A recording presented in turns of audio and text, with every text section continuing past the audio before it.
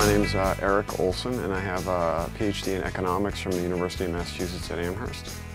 And I have an undergraduate degree in economics also.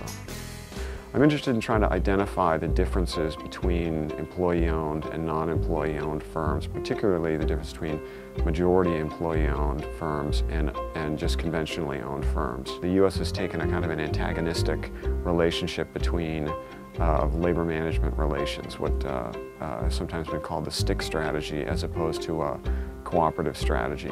And so I'm interested to see if employee-owned enterprises, which have the ability to operate differently, might have a different structure to them, a different composition to the enterprise. One of the advantages that could come out of it is to show that some of the growth and development in majority employee-owned enterprises is a result of the fact that it's simply a more efficient or a better way to organize a firm. It's a more efficient structure.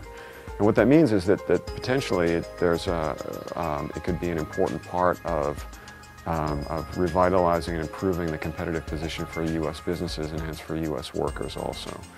It's interesting from an urban economics perspective because it offers the opportunity to create economic growth and create economic growth that's likely to be more durable, to stay in the communities where it occurs rather than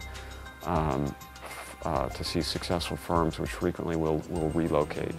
I'd like to see it have an impact both on making it more known to people in the United States that majority employee ownership is a viable strategy for them to pursue. Currently in the United States we don't have any national industrial policy. There is nobody in Washington who is deciding strategically what industries do we want to develop or how are we going to attract or retain businesses. And what I'd like to see is those policies become aware of and sensitive to and perhaps incentivize employee-owned businesses or give an advantage in the way they decide to allocate incentives to employee-owned businesses, because they do offer that opportunity to be more durable, to be much more place-based than other types of economic development.